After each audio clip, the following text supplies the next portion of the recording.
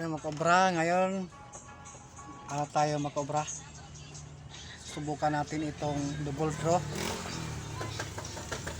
Subukan natin ito. Tingnan nyo mga kobra, double throw natin. Sasaksak natin dito sa ano mga kobra, inverter nya. Sasaksak natin dito. Tapos dito mga kobra, lalagyan natin ng ano, clamp dito. Dapat yung mahaba mga kobra, dahil maiksi lang ito. Maiksi lang ito mga kobra. Kailangan aabot dito mga kobra sa battery. Ito yung battery natin. Battery natin Amazon. Kailangan aabot dito mga kobra. Tingnan nyo mga kobra, oh. Ito, dito. Yan, positive at saka negative. Subukan natin ito mga kobra. Yung pag down out, ito double throw natin na 30 amperes dahil maliit lang itong barbera natin.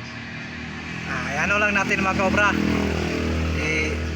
mapalang i-pull lang natin pababa pag ano mga kobra. Ayan. Para sa ating battery control sa ating inverter. Okay, wiringan natin ito mga kobra. Ano natin ang clamp, lalagay natin yung clamp, pabalik natin. Ito mga kobra, neutral na dito mga kobra. Wala na talagang ano to, wala na itong ano sa ano niya mga kobra, dahil hindi to generator, battery to, inverter at saka ano mga kobra, Samsung Eco. Tapos pa dito mga kobra, ito naman yung ato natin sa ating barbershop. Plangka lang ito mga kobra, plangka, dahil mga saving lang ito na plangka mga kobra. Mga saving sa mga ano, mga dati pong mga customer, hindi na nila ginamit, kaya ano sila mga kobra, binigay na lang nila sa akin, kaya ginamit ko na lang mga kobra. Ito, double throw natin. Pakita ko sa inyo ngayon mga kobra kung paano natin wawiringan ko muna. Okay,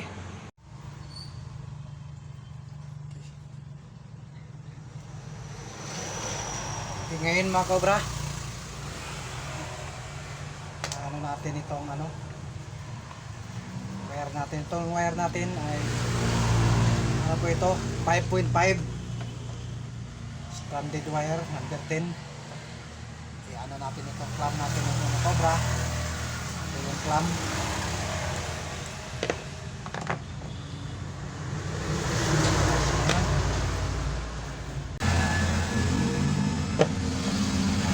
Yun ang connection niya mga kobra. Itong itim, tandaan natin ang mga kobra.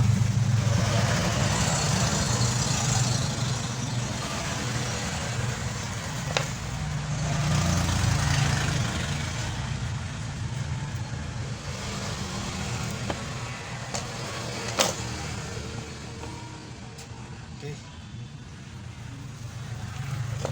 ulitin natin mga kobra para sure ball. Okay, sa kabila. Okay.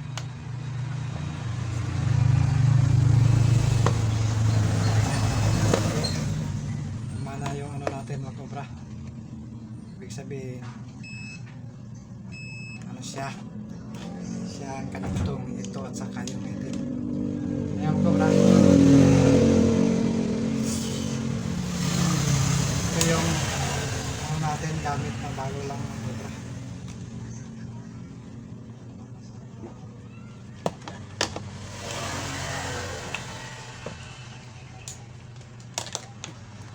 Connect naman natin mga kobra ngayon ito sa ano, sa ating ano mga kobra, sa ating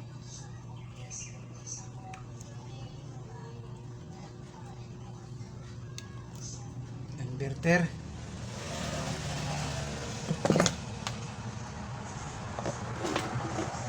Nakakabit natin mga kobra. Tandaan natin mga kabra. Ito. Yung kanina, ito yung negative niya. Ito yung positive. Nandaan ko mga kabra. So, ulitin natin. Yun. Okay. Okay. Kabit na naman natin mga kabra. Okay. Okay, ngayon mga kabra, kakabit na naman natin ang ating wire. Kakabit natin dito mga kabra. Tandaan lang natin mga kabra na tama yung ano natin dito pagkabit dahil may polarity po ito mga kabra, lalo na pag battery DC mga kabra, kailangan tama yung pagka ano natin kabit sa negative at saka positive para iwas ano mga kabra, nasusunog kasi ito mga kabra pag malbaliktad, lalo na malakas yung ating battery at saka yung ating ano naman mga kabra, inverter. Kabit natin ngayon,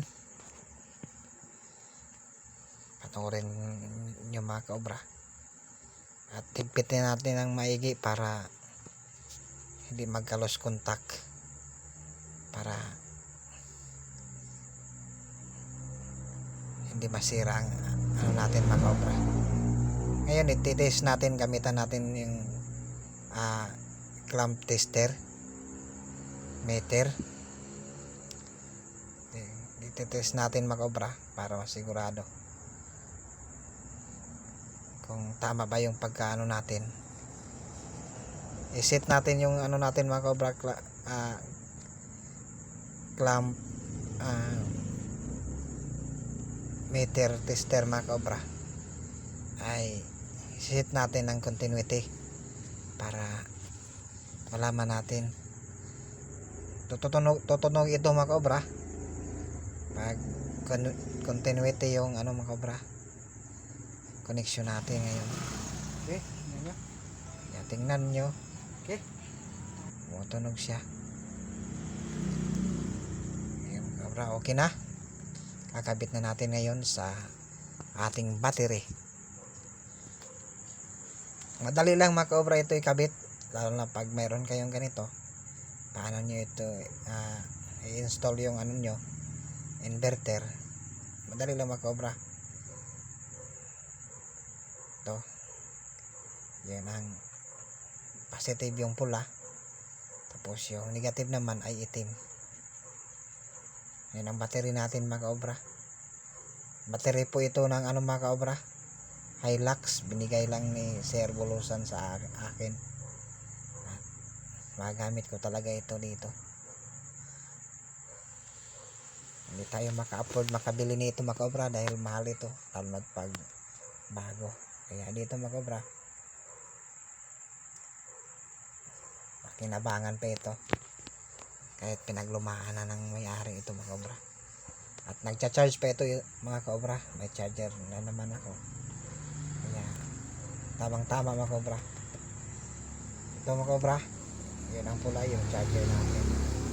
Tingnan nyo naman ngayon mga kabra ang ating double throw. Yan natin, pag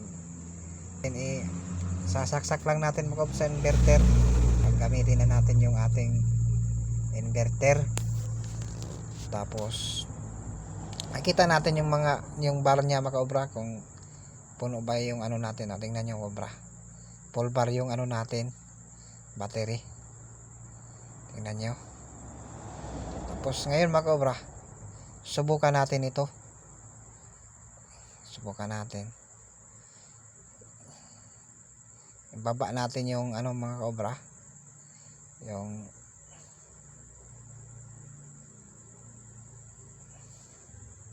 ito. Tingnan nyo kabra, subukan na natin. Subukan na natin. Okay, yun natin mga kabra. Subukan natin ang ating ilaw sa ating barbershop mga kabra. Yun, kung makita nyo mga kabra, pailawin natin mga kaobra yung mga ilaw dito. Una yung siling pa natin mga kaobra, paganahin natin.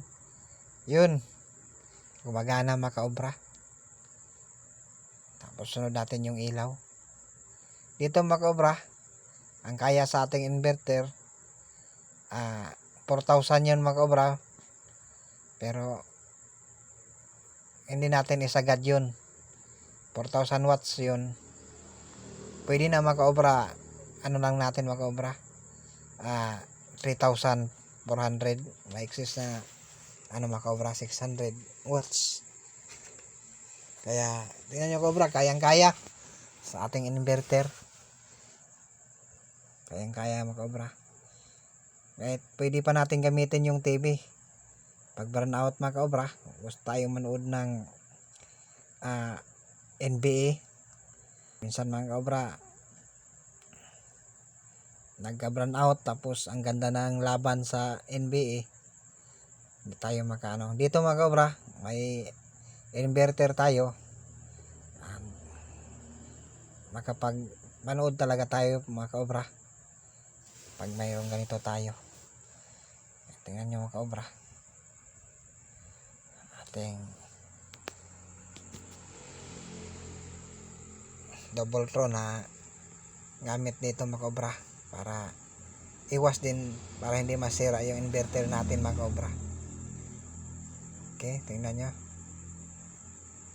Okay na, ilaw. I-off na naman natin mga kaobra. Babalik natin mga kaobra ang ano mga kaobra. Babalik na natin mga kaobra sa Samsoreco. I-off muna natin yung inverter. Tapos ibalik natin sa Samsoreco. Yun. Samsoreco mga kaobra. Battery charger. Para in case pag malubat tayo, mano natin. Maraming salamat mga kaobra. Maraming salamat sa inyong panonood sa aking video sa ating YouTube channel.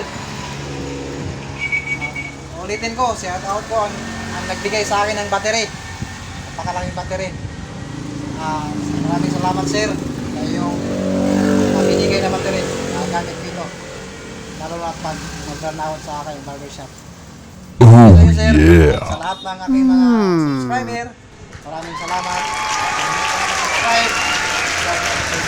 Maraming salamat. God bless po.